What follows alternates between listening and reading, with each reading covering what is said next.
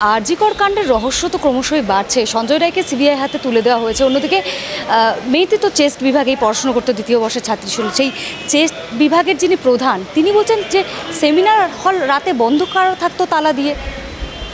দেখুন, প্রথম কথা হচ্ছে যে একটা ধর্ষণ এবং খুন অ্যাপারেন্টলি এখনও অবধি দুঃখের হলেও সত্যি যে রাজ্য পুলিশ, কলকাতা পুলিশ, তাকে নিয়ে আমরা এতটা গর্ববোধ করতাম, তাকে নিয়ে এত প্রাউড ফিল ছিল, গোটা দেশ জুড়ে তাদের এত নামডাক ছিল, সুনাম ছিল, স্কটল্যান্ড ইয়ার্ডের সাথে তুলনা করা হতো।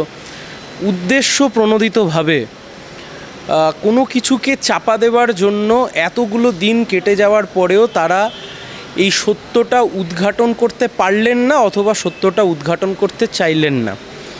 এটা শুধুমাত্র একটা ধর্ষণ অথবা একটা খুনের ঘটনা নয়, এই ঘটনাটা গোটা সমাজ ব্যবস্থাকে কার্যত নাড়িয়ে দিয়েছে। এবং আপনি প্রথমের দিন দেখুন, প্রথমে একটা যেটা গতকাল কলকাতা হাইকোর্টে মহামান্য প্রধান বিচারপতিও যিনি বারবার অবাক হলেন কথাটায়, যে একটা ইউডি কেস ফাইল করে দেওয়া হলো, আনন্যাচারাল ডেথের কেস ফাইল করে দেওয়া হলো।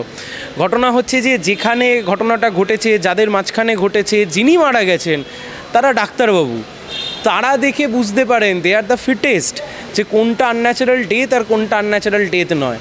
সেক্ষেত্রে একটা ঘটনা যেটা খালি চোখে দেখলেও হয়তো বোঝা যেতে পারে যে এতগুলো ইনজুরি, এতগুলো মার্ক, এত কিছু হওয়ার পরে কি করে একটা আত্মহত্যার কেস রুজু হলো, এক নাম্বার কথা। দু নাম্বার, পুলিশ, সেই পুলিশ প্রথম দিন থেকে গাফিলতি করেছে, গোটা ঘটনাটাকে একটা ইউডি আনন্যাচারাল ডেথের মধ্যে ঢোকাতে চেয়েছে, এবং যেটা করতে গিয়ে যেটা হলো আসলে একটা তাড়াহুড়ো করলো, তাড়াহুড়ো করে পোস্টমর্টম ইত্যাদি ইত্যাদি সমস্ত কিছু করে মাঝখান থেকে যেটা দাঁড়ালো, এখনও অবধি অনেকগুলো প্রশ্ন, সে প্রশ্নের উত্তর কিন্তু রাজ্য পুলিশ দিতে পারলেন। এবং কলকাতার যিনি কমিশনার রয়েছেন, যিনি পুলিশ কমিশনার রয়েছেন, he is so blunt. And Vineet Goel, মানে এত বড় অপদার্থ পুলিশ অফিসার, যিনি সাধারণ মানুষের মনের মধ্যে এতটা কনফিডেন্স জোগাতে ব্যর্থ, উনি এখনও কেন স্টেপ ডাউন করছেন না, এখনও কেন রিজাইন করছেন না, আমাদের জানা বোঝার বাইরে। মহলে যে সন্দেহটা উঠে আসছে যে একজনের পক্ষে এই কাজ করা সম্ভব নয়, একাধিক ব্যক্তি জড়িত, তো পুলিশ পারলো না, ওই একজনকে গ্রেপ্তার করলো, বাকিরা তাহলে কোথায়?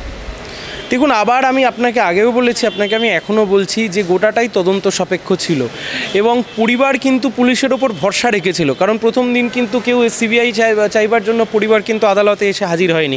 কিন্তু ঘটনাটা তো খুব পরিষ্কার। এই সামগ্রিকভাবে আপনি যদি দেখেন যে পুলিশ তার তদন্ত করতে গিয়ে তদন্তের যে প্রথম প্রক্রিয়া, যে একটা এফআইআর রেজিস্টার্ড হলো, সেই এফআইআরটা যদি আত্মহত্যা বলে চালানোর চেষ্টা করা হয়, এবং যিনি প্রিন্সিপাল ওখানে ছিলেন, সেই প্রিন্সিপাল পর্যন্ত গিয়ে একটা কোনো কমপ্লেন করলেন না, সেই প্রিন্সিপাল গিয়ে কোনো অভিযোগ সেখানে জানালেন না, প্রিন্সিপাল কার্যত নিরুত্তর, প্রিন্সিপাল গোটাটাকে ধামাচাপা দিতে চাইলেন, গোটা অ্যাডমিনিস্ট্রেশন কার্যত ধামাচাপা দিতে চাইলো।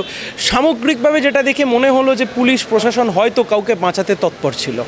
প্রাক্তন অধ্যক্ষ সন্দীপ ঘোষ, তার ভূমিকা নিয়ে তো হাইকোর্টও প্রশ্ন তুলেছে যে কতটা প্রভাবশালী হলে তিনি পদত্যাগ করার পরেই সেই দিনই আবার ন্যাশনাল মেডিকেল কলেজে তাকে প্রিন্সিপাল করে দেওয়া হয়। দেখুন, আমি ভুল হতে পারি, কিন্তু আমি এখনও অবধি যা শুনছি, এই প্রিন্সিপাল কি তৃণমূল কংগ্রেসের নবনির্বাচিত কোনো এক এমপির আত্মীয়? আপনারা খোঁজ নিলে জানতে পারবেন। আমি শুনলাম, আই এম নট শিওর, আমি শিওর নই, আমি শিওর হলে আমি নামটা এক্ষুনি বলে দিতাম। তৃণমূল কংগ্রেসের নবনির্বাচিত কোনো সাংসদ বা কোনো সাংসদ, এমপির খুব স্বনামধন্য সাংসদ, প্রথমবার তিনি জিতেছেন, খুব আলোচিত ব্যক্তি, তার কি আত্মীয় হননি? এবং এনাকে নিয়ে আগে অনেক অ্যালিগেশন থাকা সত্ত্বেও এনাকে কেউ সরাতে পারেনি। স্বাভাবিকভাবে এই প্রশ্ন বারবার থেকে যায় যে সকালবেলায় একটা পদ, সেখান থেকে মোরালিটি দেখিয়ে কেউ একজন ইস্তফা দেওয়ার পরে সঙ্গে সঙ্গে আপনি যদি দেখেন, একটু তুল্যমূল্য বিচার করেন, মেডিকেল কলেজ কিন্তু আরজিকর কলেজের তুলনায় কিছুটা হায়ার ইন র্যাঙ্ক, তাদের সার্ভিস থেকে শুরু করে সব কিছু জায়গা থেকে। ফলে আপনাকে কিন্তু প্রমোট করা হলো, you have got a promotion from principal of RG Kar college to principal of medical college. এটাকে প্রমোশন বলা যেতে পারে। রাজ্যের সরকার খুব উদ্দেশ্য প্রণোদিতভাবে, দেখুন পাশেই বাংলাদেশের আন্দোলন, ঠিক ভুল আমি আলোচনার মধ্যে ঢুকছি না, কিন্তু যেহেতু বাংলাদেশের আন্দোলন কার্যত একটা সরকার টলে গেছে, আমি আবার বলছি কিন্তু আমার এই কথার মানে এই নয় বাংলাদেশের আন্দোলন ঠিক ভুল কি হয়েছে না হয়েছে আমি তার মধ্যে যাচ্ছি না, কিন্তু কোথাও হয়তো আমাদের রাজ্যের মুখ্যমন্ত্রীর মনের মধ্যেও ভয়টা ছিল, আর রাজ্যের মুখ্যমন্ত্রীর মনের মধ্যে ভয়টা ছিল বলেই রাজ্যের মাননীয় মুখ্যমন্ত্রী আগে ভাগে বলে দিলেন যে হ্যাঁ সিবিআই তদন্ততে আমার কোনো আপত্তি নেই, রবিবার। এক্স্যাক্টলি, শুধু ফাঁসির দাবি নয়, সেখান থেকে আপনি যদি খেয়াল করেন রাজ্যের যিনি আমাদের সাংসদ রয়েছেন অভিষেক বন্দ্যোপাধ্যায়, তিনি বললেন এনকাউন্টার করে মারা উচিত। এনকাউন্টার করে কি উনি রাগের কথা বললেন নাকি এনকাউন্টার করে তথ্য প্রমাণ লোপাটের কথা বললেন, সে প্রশ্নও তো থেকে যায়। ফলত কথাটা খুব পরিষ্কার। দেখুন, অনেকে বলছে অরাজনৈতিকভাবে প্রতিবাদ করতে, কিন্তু গোটাটাই তো রাজনীতি, তো আমি অরাজনৈতিকটা করব কোথায়? পার্ক স্ট্রিটের সুজেটের ধর্ষণকাণ্ডকে যারা সাজানো ঘটনা বলেছিল তার পেছনে রাজনীতি ছিল। সেই সুজেটের ধর্ষণকারী যে ছিলেন তাকে যিনি প্রোটেকশন দিয়েছিলেন তার পেছনেও রাজনীতি ছিল। পরবর্তীকালে নুসরাত জাহান নিজে একজন সাংসদ হয়েছিলেন। হাঁসখালির যে নির্যাতিতা, পক্সো আইনে যার যিনি এখনও মামলা চলছে, যিনি খুন হয়ে গেলেন বাচ্চা শিশুটি, তার সাথে অন্য কারোর শারীরিক সম্পর্ক ছিল বলার পেছনেও রাজ্য সরকারের রাজনীতিই ছিল। এই প্রিন্সিপাল সকালে ইস্তফা দিয়ে বিকেলে আবার নতুন করে মেডিকেল কলেজে প্রিন্সিপাল হয়ে যান এবং গোটাটাকে ধামাচাপা দেওয়ার চেষ্টা করে। গোটাটা রাজনীতি যখন গোটাটাকে নিয়ন্ত্রণ করছে, আমি বলছি রাজনীতি যখন গোটাটাকে নিয়ন্ত্রণ করছে, গুটি কয়েক হঠাৎ করে সো কল্ড সেলিব্রিটি আজকে বেরিয়ে এসে বলছেন আন্দোলন করুন কিন্তু রাজনীতি করবেন না। আসলে রাজ্যের সরকারের দিকে যতবার আঙুলটা উঠছে ততবার করে রাজ্য সরকার থেকে যারা বেনিফিট পায়, আমি আবার কোট আনকোট বলছি, রাজ্যের সরকার থেকে যারা বেনিফিট পায় এরা যে কোনোভাবে বোঝানোর চেষ্টা করছে এটা অরাজনৈতিকভাবে করুন। আরে দিদি, রাজনীতি আমাকে বোঝাচ্ছে, রাজনীতি এই ধর্ষিতার যে প্রাপ্য বিচার সেই বিচার পাইয়ে দিতে ব্যর্থ হলো। আজকে আপনি আমাকে বলছেন অরাজনৈতিকভাবে আন্দোলন করবার জন্য। আসলে গোটাটা একটা চক্র, এই চক্রে শেষ হওয়া উচিত। আপনার স্ত্রী এই রাত দখলে অংশগ্রহণ নিচ্ছে?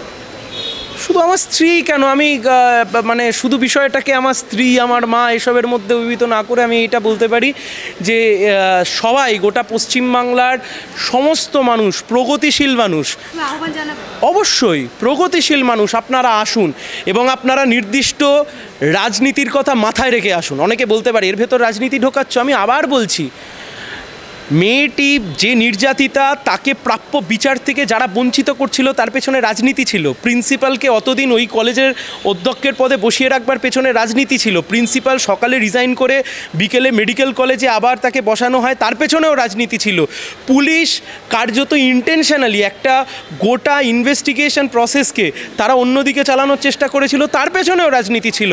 আর আজকে আপনারা বলছেন গোটাটার পেছনে রাজনীতি খুঁজবেন না। রাত দখলের বিষয়টাকে নাটক বলছেন? ওনার রাতে অন্য কোনো কাজ থাকতে পারেন, উনি হয়তো রাতে নাটকই করেন, তাই জন্য ওনার মনে হয়েছে নাটক। সোজা বিষয়, কুণালবাবু রাত্রিবেলা হয়তো এই নাটক বাটক করতে অভ্যস্ত হন, তাই জন্য ওনার মনে হয়েছে। আসলে কুণালবাবু শেষবার যখন প্রতিবাদ করেছিলেন তখন উনি অভিযুক্ত জেলের মধ্যে ছিলেন ওই প্রিজন ব্যান্ড বাজিয়ে। উনি তো অনেকদিন প্রতিবাদও করেননি, তাই জন্য উনি হয়তো ভুলেও গেছেন যে কোনটা নাটক আর কোনটা প্রতিবাদ, সেটা হলেও হতে পারে।